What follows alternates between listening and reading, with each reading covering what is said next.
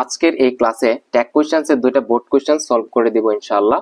তো তোমরা দেখো কিভাবে ট্যাগ কোশ্চেন্স গুলো সলভ করতে হয়। হ্যাঁ, তাহলে তুমি ধারণা পাবা যে বোর্ড কোশ্চেন্স গুলো কিভাবে অ্যান্সার করতে হয়। ট্যাগ কোশ্চেন্স এর একদম ইজিয়েস্ট ওয়েতে তোমাকে বোঝাই দিব। তোমরা তো জানো তোমাদেরকে আমি টেকনিক গুলা 8টা টেকনিক দিয়েছি, তাই না?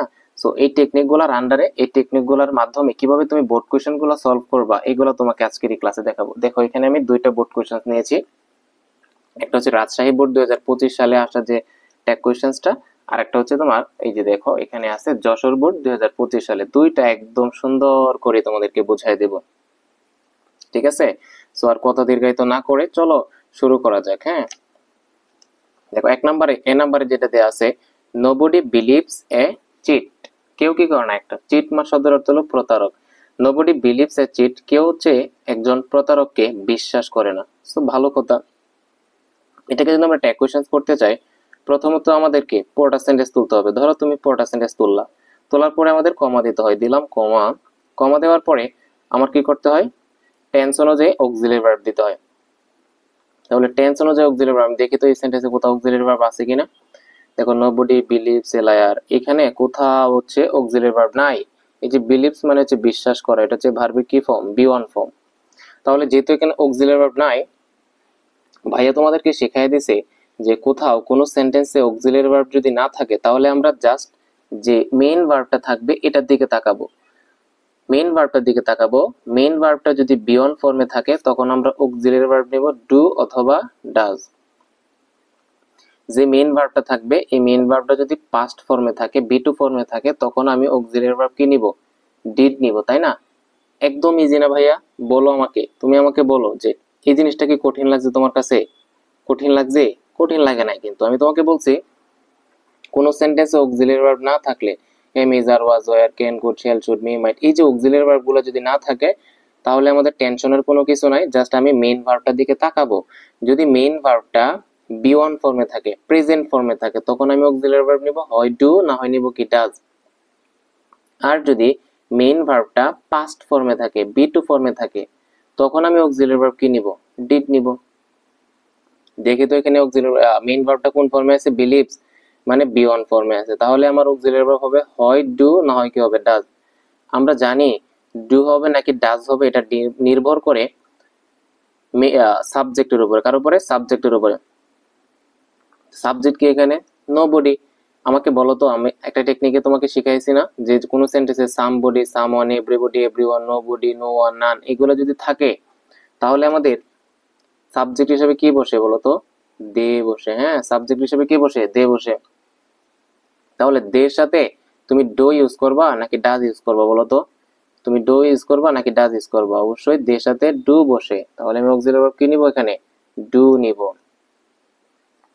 ডু যদি নেই, এবার আমি দেখবো এই সেন্টেন্সে কোথাও কি কোনো নট আছে কিনা। যদি নট থাকে তাহলে নটটা বাদ দিয়ে দিব, তাই না? দেখি তো এই যে নো বডি, দেখো নো বডি যে ওয়ার্ডটা, এই নো বডি কি একটা নেগেটিভ ওয়ার্ড না? নো বডি মানেই তো এখানে কি আছে, একটা নট লুকায় আছে। আর যদি নট থাকে তাহলে কি তুমি ট্যাগ অংশে কখনো নট দিতে পারবা বলো? না, তাহলে শুধু কি হবে, ডু হবে। এরপরে আমার কি করতে হবে, সাবজেক্টে থাকবে, সাবজেক্টে প্রোনাউন ফর্ম দিতে হয়। আমরা জানি নোবডি থাকলে এর সাবজেক্ট হিসেবে কি বসে বলতো, দে বসে, তাই না? এবং শেষে একটা প্রশ্নবোধক চিহ্ন দিয়ে দিব। হ্যাঁ, ঠিক আছে। তাহলে যে ডো দে হয়ে গেছে, ব্যাস। বুঝতে পারছো বিষয়টা? একদম ইজি না? দেখো এরপরে এই যে বি নাম্বারটা, এভরিবডি হেটস হিম, প্রত্যেকেই তাকে কি করে, ঘৃণা করে। দেখো সেম টাইপটাই কিন্তু এখানে আসছে, সেম নিয়মটা, এক হুবহু সেম নিয়ম, জাস্ট খালি উদাহরণটা পাল্টায় দিছে, আর হুবহু সেম নিয়মটা তোমার এখানে আসছে বি নাম্বারটাতে। এভরিবডি হেটস হিম, প্রত্যেকে তাকে ঘৃণা করে, অর্থাৎ যারা চিট করে আর কি তাদেরকে প্রত্যেকে ঘৃণা করে। তো ভালো কথা, এটাকে যদি আমরা করতে চাই, প্রথমে সবটা সেন্টেন্স তুলবা, তুমি ফুল সেন্টেন্সটা তোলার পরে তুমি একটা কমা দিবা। কমা দেওয়ার পরে তুমি টেন্স অনুযায়ী কি দিবা, অক্সিলারি ভার্ব দিব। দেখো তো এখানে কোথাও অক্সিলারি ভার্ব আছে? এভরিবডি হেটস হিম, এখানে কোথাও অক্সিলারি ভার্ব আছে? অক্সিলারি ভার্ব নাই। সো অক্সিলারি ভার্ব যদি না থাকে আমরা মেইন ভার্বটার দিকে তাকাবো, প্রিন্সিপাল ভার্বটার দিকে তাকাবো। এখানে প্রিন্সিপাল ভার্ব কি আছে, হেটস। হেটস হচ্ছে কোন ভার্ব বলতো? হেটস হচ্ছে ভার্বের বি ওয়ান ফর্ম, তাই না? Present form. আমরা জানি কোনো ভার্ব যদি বি ওয়ান ফর্মে থাকে, প্রেজেন্ট ফর্মে থাকে, তখন আমি অক্সিলারি ভার্ব নিয়ে কি ডু না হয় কি ডাজ। এখন ডু নিব নাকি ডাজ নিব এটা ডিপেন্ড করে সাবজেক্টের উপরে। সাবজেক্ট কি সিঙ্গুলার নাকি প্লুরাল, এটার উপর ডিপেন্ড করে। এখন বলো তো এভরিবডি যে আছে, তোমরা কি শিখছো? Everybody, everyone, nobody, no one, none, এগুলো যদি থাকে তাহলে আমরা সাবজেক্ট হিসেবে কি নেই? দে নেই না? তাহলে আমাকে বলো দের সাথে ডু হয় নাকি ডাজ হয়? তুমি বলবো কি হয়? ডু হয়। তাহলে আমি এখানে কি নিব বলো? ডু নিব। এখন আমি যেটা করব, এই সেন্টেন্সে কোথাও নট থাকলে নটটা বাদ দিয়ে দিব, আর যদি নট না থাকে তাহলে আমাকে কি করতে হবে? নট দিতে হবে। বলতো এভরিবডি হেটস হিম, এখানে কোথাও কি নেগেটিভ ওয়ার্ড বা ডিরেক্ট কোনো কোথাও নট আছে? না। তো নট যদি না থাকে তাহলে কি তোমাকে নট দিতে হবে না? অবশ্যই দিতে হবে। তাহলে ডোর সাথে যদি তুমি নট যুক্ত করো তাহলে হওয়ার কথা কি? Do not. কিন্তু ভাইয়া তোমাকে বলছিল যে কখনো যদি তুমি নট দেও তাহলে নটটা অক্সিলারি ভার্বের সাথে কি দিতে হয়? সংক্ষিপ্ত ফর্মে দিতে হয়। তাহলে ডু নট না লিখে এটা সংক্ষিপ্ত ফর্ম কি দিব? ডোন্ট দিব। এরপরে আমার সাবজেক্ট দিতে হবে, সাবজেক্টিভ প্রোনাউন ফর্ম, তাই না? তো এভরিবডির জন্য আমরা সাবজেক্ট কি নেই? দে নেই। সো ব্যাস, এই যে দিয়ে দিলা এবং শেষে হচ্ছে একটা প্রশ্নবোধক চিহ্ন। কঠিন লাগছে বলো? সবকিছু ওয়াটার ওয়াটার না? বলো ওয়াটার ওয়াটার না? এর চেয়ে সহজ আর কোনো ওয়ে হইতে পারে বলো? এর চেয়ে আর কোনো সহজ ওয়ে হইতে পারে? বলো আমি কি বুঝাইতে পারি কিনা? আমার ছোট ভাই, আমার ছোট আপুটা বলো আমি তোমাদেরকে যে কোনো টপিক ইজিয়েস্ট ওয়েতে বুঝাইতে পারি কিনা বলো? যদি বুঝাইতে পারি তাহলে দয়া করে একটু ভাইয়াকে অনুপ্রাণিত করিও, হ্যাঁ, ইন্সপায়ার করিও যে ভাইয়া আপনার ক্লাস আমার অনেক ভালো লাগে, আপনি অনেক সুন্দর করে বোঝান। তাহলে এবার দেখো, he has to drug A miserable life, অর্থাৎ যে মিথ্যাবাদী বা হচ্ছে যে প্রতারক, তার কি করতে হয়? একটা মিজারেবল লাইফ লিড করতে হয়। মিজারেবল শব্দের অর্থ হলো করুণ, হ্যাঁ, মিজারেবল শব্দের অর্থ কি? করুণ। অর্থাৎ যে প্রতারক তার একটা করুণ জীবন যাপন করতে হয়, তার একটা অসহায় জীবন যাপন করতে হয়। বেশ, তোমার অর্থটাও আসলে দেখার দরকার নাই। তুমি যেটা করবা, তোমার কি করতে হবে? সবটা সেন্টেন্স তুলবা, তোলার পর একটা কমা দিলা, এন্ড দেন তোমাকে টেন্স অনুযায়ী অক্সিলারি ভার্ব দিতে হবে। এখানে তোমাকে একটা নতুন নিয়ম শেখাই, তুমি জাস্ট এটা দেখবা, অনেকবার তুমি পাবো, বিভিন্ন বোর্ডে প্রায়ই আসে এটা। আমি এখানে লিখি, হ্যাঁ, কোথাও যদি কোনো সেন্টেন্সে হ্যাভ টু অথবা হ্যাজ টু থাকে, কি থাকে? হ্যাভ টু থাকে অথবা হ্যাজ টু থাকে। দেখছো, কখনো কোনো সেন্টেন্সে সাবজেক্টের পরে যদি হ্যাভ টু অথবা হ্যাজ টু থাকে, তখন তুমি অক্সিলারি ভার্ব হিসেবে তুমি চাইলে হ্যাভ বা হ্যাজ নিতে পারো, তুমি চাইলে অক্সিলারি ভার্ব কি নিতে পারো? হ্যাভ অথবা হ্যাজ নিতে পারো, অথবা তুমি চাইলে সেখানে ডু কিংবা ডাজও নিতে পারো। বুঝতে পারছি বিষয়টা? কি বললাম ভাইয়া? কখনো যদি কোনো সেন্টেন্সে সাবজেক্টের পরে হ্যাভ টু থাকে কিংবা হ্যাজ টু থাকে, এগুলো হচ্ছে মোডাল অক্সিলারি। এই হ্যাভ টু বা হ্যাজ টু যদি থাকে, তখন তুমি অক্সিলারি ভার্ব হিসেবে, তুমি তো অক্সিলারি ভার্ব নিবা, তখন তুমি অক্সিলারি ভার্ব হিসেবে হ্যাঁ হ্যাভও নিতে পারো অথবা কি নিতে পারো? হ্যাজ নিতে পারো। চাইলে তুমি হ্যাভ হ্যাজ না নিয়ে তুমি চাইলে ডু ডাজও নিতে পারবা। এটা তোমার ইচ্ছা, তুমি দুই ভাবে করতে পারবা। তাহলে he has to drug A miserable life, আমি এখানে কি আছে? হ্যাজ টু আছে, তাহলে আমি অক্সিলারি ভার্ব ধরো কি নিলাম? হ্যাজ নিলাম। কি নিলাম? হ্যাজ। হ্যাজ যদি নিলাম, এরপরে আমি দেখবো এখানে কোথাও নট আছে কিনা, যদি নট থাকে নটটা বাদ দিয়ে দিব, আর নট না থাকলে তো আমাদের নট দিতে হয়। He has to drug A miserable life, এই সেন্টেন্সে কোথাও কি নট আছে বা কোনো নেগেটিভ ওয়ার্ড আছে? নাই, তাহলে আমাকে অবশ্যই নট দিতে হবে। এখন নট যদি দিই, নট তো আমাকে সংক্ষিপ্ত ফর্মে দিতে হয়, হ্যাজ নট তো দিব না, হ্যাজ নটের সংক্ষিপ্ত ফর্ম কি? হ্যাজেন। হ্যাজেন দিলাম। এরপরে সাবজেক্টে প্রোনাউন ফর্ম, এখানে সাবজেক্ট কি আছে? হি আছে। বেশ, আমি এখানে হি দিয়ে দিলাম এবং শেষে একটা প্রশ্নবোধক চিহ্ন দিয়ে দিবা। বলো কঠিন লাগছে? এখন এই সেম সেন্টেন্সটাকে তুমি আরেকভাবে ট্যাগ কোশ্চেন্স করতে পারবা। আমি তোমাকে বলে দিয়েছিলাম না যে তুমি চাইলে ডু বা ডাজ দিয়েও করতে পারবা। যেহেতু বলো এখানে যেহেতু হ্যাজ টু আছে, তাহলে আমি ডু অথবা ডাজ নিতে পারবো। এখন এখানে সাবজেক্ট কি আছে বলো তো? হি আছে না? হির সাথে কি ডু যায় নাকি ডাজ যায় বলো তো? হির সাথে কি ডু বসে নাকি ডাজ বসে? হির সাথে ডাজ বসে, তাই না? আমরা জানি চারটা সাবজেক্টের সাথে ডাজ বসে, কি কি? হি, দেখো এই যে দেখো, হি, শি, ইট, আর যে কোনো সিঙ্গুলার নাউন। হির সাথে ডাজ বসে, শির সাথে ডাজ বসে, ইটের সাথে ডাজ বসে, আর যে কোনো সিঙ্গুলার নাউন, সেটা যদি আমি সানোয়ার স্যার হয়, তারপর বয় হয়, তোমার নাম হয়, যে কোনো সিঙ্গুলার নাউন হয়, তার সাথে কি হয়? ডাজ হয়। আর বাকি সব ক্ষেত্রে কি হয়? ডু হয়। যেমন আই এর সাথে ডু হয়, দে এর সাথে ডু হয়, উই এর সাথে ডু হয়, তারপরে হচ্ছে স্টুডেন্টস এর সাথে ডু হয়, তখন কি হয়? স্টুডেন্টসটা প্লুরাল হয়ে যায়, প্লুরালের সাথে কি হয়? ডু হয়। বুঝতে পারছো? আচ্ছা, তাহলে এটা যদি হয় তাহলে আমাকে তুমি বলো, কোথায় ছিলাম? যে he has to drug A miserable life, এখানে আমরা হ্যাজেন্ট হি দিয়েও করতে পারি, আবার চাইলে কি দিয়ে করতে পারি? ডু ডাজ দিয়েও করতে পারি। যেখানে সাবজেক্ট কি আছে, হি আছে, তো হির সাথে ডু নিবা নাকি ডাজ নিবা, একটু মাত্রই তো বললাম হির সাথে কি হয়, ডাজ হয়। তাহলে আমি কি নিব এখানে, ধরো এটাকে এখানে লিখতেছে ডাজ, ডাজ নিলাম।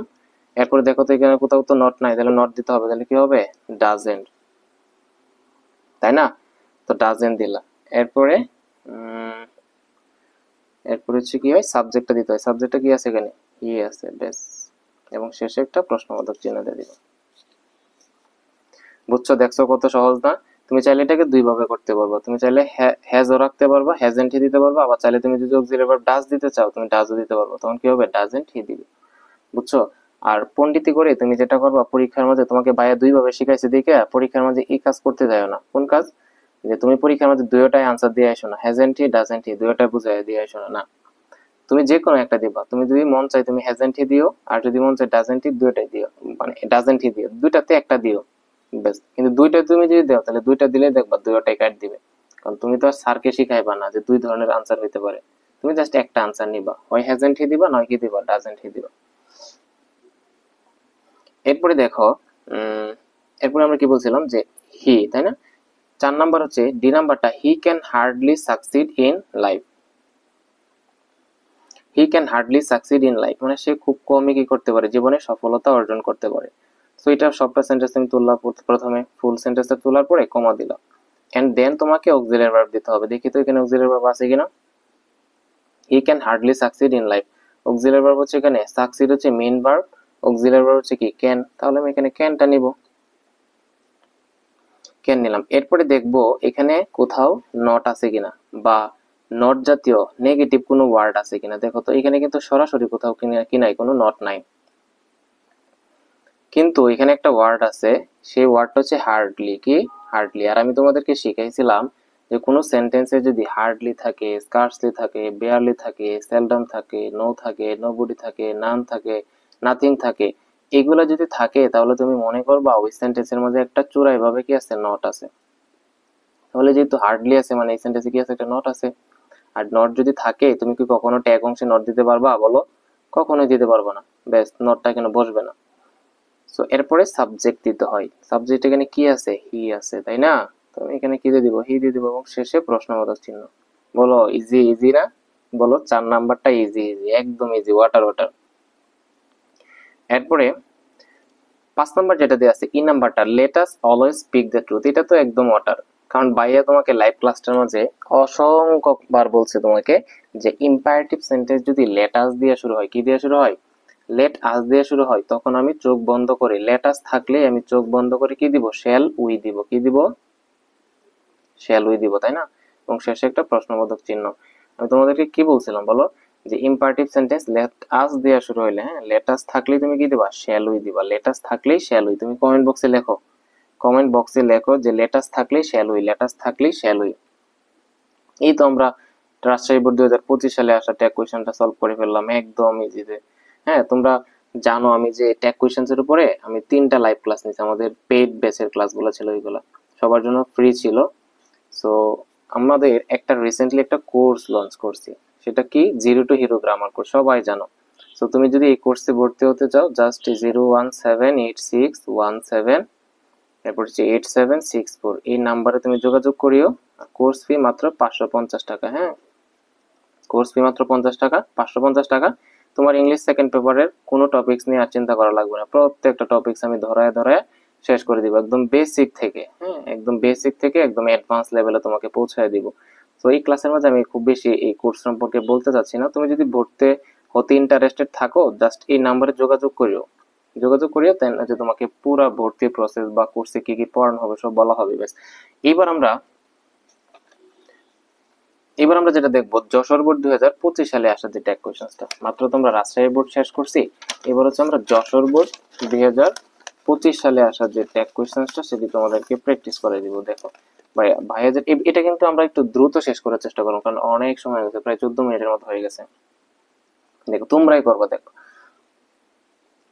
নোবডি ট্রাস্ট এ লায়ার, কেউই হচ্ছে একটা মিথ্যাবাদীকে বিশ্বাস করে না, হ্যাঁ, ট্রাস্ট করে না। সো এটা যদি তোমরা করতে চাও, বলো তো এখানে প্রথমে সবটা সেন্টেন্স তোমাকে তুলতে হবে, ফুল সেন্টেন্সটা, নোবডি ট্রাস্ট এ লায়ার তুমি তুললা। তোলার পরে দেন তোমাকে যেটা করতে হবে, টেন্স অনুযায়ী অক্সিলারি ভার্ব দিতে হবে, কমা দিলা এন্ড দেন তোমাকে টেন্স অনুযায়ী অক্সিলারি ভার্ব দিতে হবে। তো দেখি তো এখানে অক্সিলারি ভার্ব কোথাও আছে কিনা। Nobody trusts a liar, trust হলো মেইন ভার্ব, তো এখানে তো কোথাও অক্সিলারি ভার্ব নাই। সো অক্সিলারি ভার্ব যদি না থাকে, ভাইয়া একটু আগে শিখাইছে না, অক্সিলারি ভার্ব না থাকলে মেইন ভার্বের দিকে তাকাবা। এই মেইন ভার্ব যদি বি ওয়ান ফর্মে থাকে তখন আমি অক্সিলারি ভার্ব নিব ডু অথবা ডাজ, আর যদি বি টু ফর্মে থাকে তখন অক্সিলারি ভার্ব কি নিব, ডিড নিব। এইটাই তো, এর বাইরে কোনো কিছু আছে না। তাহলে এখানে দেখি তো মেইন ভার্ব কোন ফর্মে আছে, বি ওয়ান ফর্ম, ট্রাস্ট মানে কি বি ওয়ান ফর্ম, আর যদি বি ওয়ান ফর্মে থাকে অক্সিলারি ভার্ব কি হবে, ডু অথবা ডাজ। এখন দেখবো সাবজেক্ট কে আছে, কারণ ডু ডাজ এটা নির্ভর করে সাবজেক্টের উপরে। নোবডি মানে কি, আমরা জানি নোবডি, সামবডি, এভরিওয়ান, এভরিবডি এগুলো যদি থাকে তখন আমরা সাবজেক্ট হিসেবে কি বসাই, দে বসাই। এখন বলো আমার সাথে, আমাকে বলো যে দের সাথে ডু নেই নাকি ডাজ নেই, দের সাথে ডু বসে নাকি ডাজ বসে। আমরা তো জানি চারটার সাথে ডাজ বসে, হি, সি, ইট আর যে কোনো সিঙ্গুলার নাউন, আর বাকি সব ক্ষেত্রে কি বসে, ডু বসে। তাহলে অবশ্যই দের সাথে কি হবে, ডু হবে। আমি ডু নিলাম। ডু নেওয়ার পরে এরপর আমার কি করতে হবে, দেখবো এই সেন্টেন্সে কোথাও নট আছে কিনা বা নেগেটিভ ওয়ার্ড আছে কিনা। দেখি তো কোথাও কি আছে কিনা। এই যে নোবডি, নোবডি মানেই তো এটার মাঝে কি আছে, একটা না বোধক শব্দ, এটার মাঝে একটা নট লুকায় আছে। তাহলে কি আমি এখানে নট দিতে পারবো না, জাস্ট ডু হবে। এরপর নোবডির জন্য কি দিতে হয়, প্রনাউন। আমি কি নোবডির জন্য নোবডি লিখে রাখবো এখানে, না, নোবডির জন্য আমাদের কি দিতে হয়, দে দিতে হয়। কি দিতে হয়, দে দিতে হয়, এবং শেষে তুমি একটা প্রশ্নবোধক চিহ্ন দিয়ে দিবা। ঠিক আছে, ওকে। এইবার আমরা বি নাম্বারটা দেখব। A liar has to lead a miserable life, একটা মিথ্যুককে কি করতে হয়, একটা করুণ জীবন বা অসহায় জীবন পার করতে হয় বা লিড করতে হয়, পরিচালিত করতে হয়।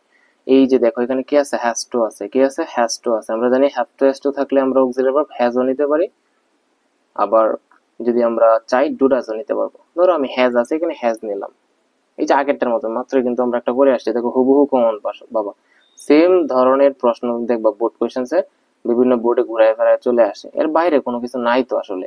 তো আমরা স্টুডেন্টরা যেটা ভুল করি, আমরা আসলে একটা ভালো করে শিখি না। একটা তুমি যদি ভালো করে শিখো দেন তুমি হাজারটা করতে পারবা, বুঝছো।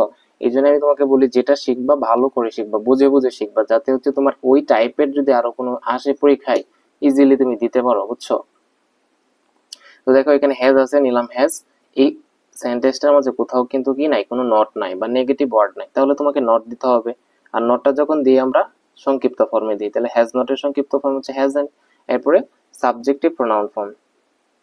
সাবজেক্ট এখানে কি আছে, লায়ার। মনে রাখবা লায়ার হচ্ছে একটা কমন নাউন। কি নাউন, কমন নাউন। তাহলে লায়ার মানে কি, একটা ছেলে হইতে পারে, আবার কি হইতে পারে, মেয়ে হইতে পারে। কিন্তু ভাইয়া তোমাকে বলে দিতেছে, যদি কখনো সাবজেক্টের জায়গায় কমন নাউন থাকে তখন তুমি কি বলে, মেল পার্সনকে তুমি প্রায়োরিটি দিবা। হ্যাঁ, ছেলেকে প্রায়োরিটি দিবা। কাকে প্রায়োরিটি দিবা, পুরুষবাচককে প্রায়োরিটি দিবা, মেলকে প্রায়োরিটি দিবা। তখন তুমি কি নিবা, প্রনাউন হিসেবে হি নিবা। কি নিবা, হি। আমি আবারও বলতেছি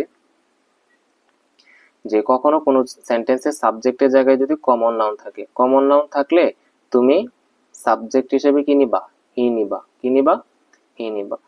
ধরো লায়ার মানে কি, মিথ্যাবাদী। এটা ছেলে হইতে পারে আবার মেয়েও হইতে পারে। তো তুমি যদি মেয়ে ধরে করো তখন তুমি সাবজেক্ট কি দিবা, সি। আর ছেলে ধরে করলে কি দিবা। কিন্তু আমি তোমাকে বলতেছি কমন নাউন হলে তুমি কি বয়েজকে, বয়কে প্রায়োরিটি দিতে হয়, ছেলেকে প্রায়োরিটি দিতে হয়। হ্যাঁ, মেল জেন্ডারকে তোমাকে প্রায়োরিটি দিতে হয়। তো অবশ্যই তুমি কমন নাউন থাকলে প্রনাউন হিসেবে কি নিবা, হি নিবা। ভাই আমি যদি বলো, আমি তোমাকে বললাম একটা কমন নাউন কি হইতে পারে, ধরো আমি বললাম তোমাকে স্টুডেন্ট বললাম। কি বললাম, বলতো স্টুডেন্ট মানে কি একটা কমন নাউন না, কারণ এই স্টুডেন্ট দ্বারা এটা ছেলেও বোঝাইতে পারে, আবার কি হইতে পারে, মেয়েও হইতে পারে। তো এই ক্ষেত্রে তুমি কাকে প্রায়োরিটি দিবা, ছেলেকে প্রায়োরিটি দিবা, মেল জেন্ডারকে প্রায়োরিটি দিবা। কমন নাউন হলে তুমি প্রনাউন হিসেবে হি নিবা। সো স্টুডেন্ট থাকুক, লায়ার থাকুক, বা অন্য যে কোনো কমন নাউন থাকুক, তুমি প্রনাউন হিসেবে হি নিবা। সো এখানে যেহেতু লায়ারটা কমন নাউন, এই জন্য আমি প্রনাউন হিসেবে কি নিব, হি নিব। ব্যাস, শেষে একটা প্রশ্নবোধক চিহ্ন দিয়ে দিও। বুঝছো বিষয়টা, বলো কমেন্ট বক্সে লেখো যে ভাই কমন নাউন থাকলে আমাদেরকে, কমন নাউন থাকলে প্রনাউন হিসেবে আমরা কি দিব, হি দিব। কমন নাউন থাকলে প্রনাউন হিসেবে হি দিব, বুঝছো। এরপরে C number, speaking the truth মানে সত্য কথা বলা ইজ এ গুড এক্সারসাইজ। সত্য কথা বলাটা হচ্ছে একটা ভালো অভ্যাস। হ্যাঁ, সত্য কথা বলাটা একটা ভালো অভ্যাস। বেশ, তো আমি প্রথমে সবটা সেন্টেন্স তুলবো, তোলার পরে কমা দিলাম। কমা দেওয়ার পরে টেন্স অনুযায়ী অক্সিলারি ভার্ব। দেখি তো এখানে অক্সিলারি ভার্ব কি আছে, এই যে দেখো ইজ আছে, হ্যাঁ। তো ইজ যেহেতু আছে তুমি কি নিবা, এখানে ইজ নিবা, নিলা ইজ। ইজ নেওয়ার পরে তোমার কি করতে হবে, দেখতে হবে এই সেন্টেন্সে কোথাও কি নট আছে কিনা। এই যে দেখো এখানে কোথাও নট বা নেগেটিভ ওয়ার্ড নাই, তাহলে তোমাকে একটা নট দিতে হবে। তাহলে ইজটা কি হয়ে যাবে, ইজ নট, বা সংক্ষিপ্ত ফর্ম কি হবে, ইজেন্ট হবে। এরপরে সাবজেক্টিভ প্রোনাউন ফর্ম দিতে হয়। এখানে সাবজেক্ট কি আছে, এই যে স্পিকিং, স্পিকিং দ্য ট্রুথ। মনে রাখবা কখনো যদি কোনো সেন্টেন্সের সাবজেক্টের জায়গায় ভার্ব প্লাস আইএনজি থাকে, কি থাকে, ভার্ব প্লাস আইএনজি থাকে, বা বি ওয়ান প্লাস আইএনজি। আবারও বলতেছি মনে রাখবা, আজীবন মনে রাখবা যে কখনো সাবজেক্টের জায়গায় যদি ভার্ব প্লাস আইএনজি থাকে, এটাকে আমরা বলি জিরান্ট। কি বলি, জিরান বলি, হ্যাঁ, আমরা জিরান বলি। কখনো সেন্টেন্সের সাবজেক্টের জায়গায় কি থাকলে, ভার্ব প্লাস আইএনজি থাকলে সেটাকে আমরা কি বলি, জিরান বলি। তোমার জিরানটা জানা দরকার নাই, তুমি এতটুকু যদি জিনিসটা তো বুঝবা যে ভার্বের সাথে যদি আইএনজি থাকে তখন আমরা প্রনাউন হিসাবে ইট দিব। কি দিব, ইট। জিরান্ট হইলো নাকি, কিংবা প্রেজেন্ট পার্টিসিপল কিনা, এগুলো কোনো কিছু দেওয়ার দরকার নাই, দেখার দরকার নাই। তোমাকে যেটা বললাম যে কখনো ভার্ব প্লাস আইএনজি থাকলে, সাবজেক্টের জায়গায় ভার্ব প্লাস আইএনজি থাকলে তুমি প্রনাউন হিসাবে কি দিবা, ইট দিবা। ভার্ব প্লাস আইএনজি পাইলে প্রনাউন হিসাবে কি দিবা, ইট দিবা। তাহলে এখানে যেহেতু স্পিক মানে কথা বলার সাথে আইএনজি আছে, স্পিকিং, ভার্ব প্লাস আইএনজি, আমি প্রনাউন হিসেবে কি নিব, স্পিকিং রেখে দিব এখানে, নাকি এর পরিবর্তে ইট দিব, ব্যাস ইট, এবং শেষে একটা প্রশ্নবোধক চিহ্ন দিয়ে দিব। এরপরে everybody should have the habit of speaking the truth. প্রত্যেকেই should have the habit of speaking the truth. প্রত্যেকেই হচ্ছে আমাদের মানে সত্য কথা বলার যে অভ্যাসটা, এটা আমাদের গড়ে তোলা উচিত, হ্যাঁ, এই অভ্যাসটা আমাদের গড়ে তোলা উচিত। তো দেখো এটা যদি আমরা করতে চাই কিভাবে করবো বলো তো। প্রথমে আমার ফুল সেন্টেন্সটা তুলবা, তোলার পরে একটা কমা দিবা, দেন তোমাকে অক্সিলারি ভার্বটা দিতে হবে। দেখি তো এখানে অক্সিলারি ভার্ব কি, অনেকেই মনে করতে পারো যে এখানে অক্সিলারি ভার্ব মানে হ্যাভ, অক্সিলারি ভার্ব কি হ্যাভ, না না, তোমাকে বুঝতে হবে যে এখানে অক্সিলারি ভার্ব হচ্ছে শুড, এখানে অক্সিলারি ভার্ব কি শুড, আর হ্যাভটা বসছে এখানে মেইন ভার্ব হিসেবে। কি হিসেবে বসছে, মেইন ভার্ব হিসেবে, বুঝছো। তুমি যদি পণ্ডিতি করে এখানে অক্সিলারি ভার্ব হ্যাভ রাখো, হবে না, তুমি একটা কট খাবা, হ্যাঁ, তুমি মারা খায়া যাবে, তো দরকার নাই। তো ভাই তোমাকে বলছে যে এখানে অক্সিলারি ভার্ব হচ্ছে শুড, এবং এরপরে কি বসছে, এই হ্যাভটা মেইন ভার্ব হিসেবে বসছে, হ্যাঁ, বেস ফর্মে বসছে এখানে, কারণ মডাল অক্সিলারির পরে কি বসে, ভার্ব বেস ফর্ম বসে। তো এখানে তুমি অক্সিলারি ভার্ব কি নিবা, শুড নিবা, নিলাম আমি কি শুড। এরপরে বলো এই সেন্টেন্সটাতে কোথাও কি নট আছে, ফুল সেন্টেন্সটাতে, বা নেগেটিভ কোনো ওয়ার্ড আছে, নাই।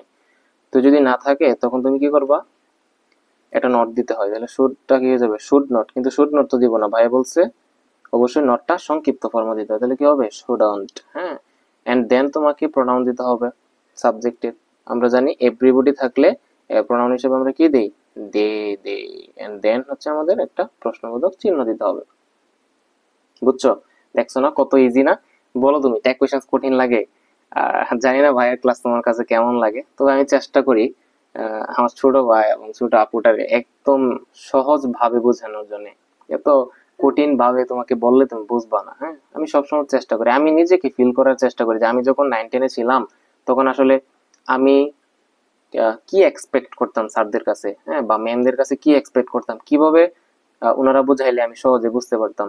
তো ওই জিনিসটা আমি এখন যখন তোমার টিচিং প্রফেশনে আসছি, যখন তোমাদেরকে বোঝাইতেছি, তখন আমি নিজে একে ভাবার চেষ্টা করি যে আচ্ছা এই জিনিসটা আমি যদি নিজে যখন বুঝতে চাইতাম তখন আমি আসলে কিভাবে স্যারদের কাছে আশা করতাম, ট্যাগ কোয়েশ্চেনটা এভাবে পড়লে মানে একটু ভালো বুঝতাম। সো এইটা জিনিসটা ফিল করার চেষ্টা করি, এন্ড দেন তোমাকে আমি পড়াই, বুঝছো। এই জন্য হচ্ছে আমি আমার পড়াগুলা অনেকেই বলো যেটা যে ভাই অনেক সহজে বুঝতে পারি। তো যাই হোক কথা বাড়ালাম না, শেষে যেটা আছে যে লেটাস, ভাইয়া তোমাকে বলছে লেটাস মানে, লেটাস পাবা মানে, লেটাস পাইলা মানে তুমি কি দেবা, শ্যালই দিবা। এটা তোমার একটা বোনাস মার্ক। কি মার্ক, বোনাস মার্ক। কারণ দেখবা তুমি 5টা ট্যাগ কোয়েশ্চেনের মাঝে একটা না একটা তোমার লেটাস থাকে, একটা একটা লেটাস থাকে। তো লেটাস পাইলা মানে কি দিবা, শ্যালই দিবা, এটা তোমার বোনাস মার্ক। লেটাস মানে শ্যালই, ঠিক আছে, এখানে আর অন্য কোনো কিছু চিন্তা করার দরকার নাই। সো এই ছিল আমাদের 2টা টেট কোয়েশ্চেন্স এর বোর্ড কোয়েশ্চেন্স। তো আমি জানি না তোমাদের কাছে কতটুকু বোধগম্য করতে পারছি বিষয়টা, সময় আন্ডারস্ট্যান্ডেবল করতে পারছি। যদি তোমার একটু ভালো লেগে থাকে ক্লাসটা, তুমি অবশ্যই আহ, কি করবো, আমার চ্যানেলে যদি নতুন হয়ে থাকো তাহলে তুমি সাবস্ক্রাইব করে দিবা। আর যদি আগে থেকে সাবস্ক্রাইব করে থাকে, ওকে ফাইন, তুমি আরেকটা কাজ করতে পারো, তোমার যে বন্ধুটা বা যে বান্ধবীটা আমার এই চ্যানেল সম্পর্কে জানে না, তাকে একটু জানায় দাও যে সানোয়ার ভাইয়ার, আমাদের একটা বড় ভাই আছে, উনি ওনার হচ্ছে একটা চ্যানেল আছে, YouTube channel English with Sanowar Shekhdar, এবং ফেসবুক পেজ আছে English with Sanowar Shekhdar. So এই দুইটা তুমি জাস্ট ওদেরকে ফলো করতে বলা দরকার নাই, জাস্ট তুমি ওকে জানাইলা যে ভাইয়া হচ্ছে ভালো পড়াই, তোরা জাস্ট ক্লাসগুলো করতে পারো। তো ওরা যদি ওদের ভালো লাগে তারা ওরা ফলো করবে বা সাবস্ক্রাইব করবে, তোমার ফোর্স করা দরকার নেই, জাস্ট তুমি প্রচার করলা, তো এতেই আমি হচ্ছে খুশি, বুঝছো? আর যদি ক্লাসটা ভালো করে বুঝো দেন হচ্ছে কমেন্ট বক্সে জানাও যে ভাই আজকে ক্লাসে 100 ছিল, 100 একদম সব ওটার ওটার হয়ে গেছে। সো ওকে ফাইন, আজকের মতো এখানে বিদায় নিচ্ছি। নেক্সটে তোমরা কোন টপিকস এর উপর ক্লাসটা কমেন্ট বক্সে জানিয়ে দিও, কেমন? ওকে, আল্লাহ হাফেজ, টাটা, বাই বাই।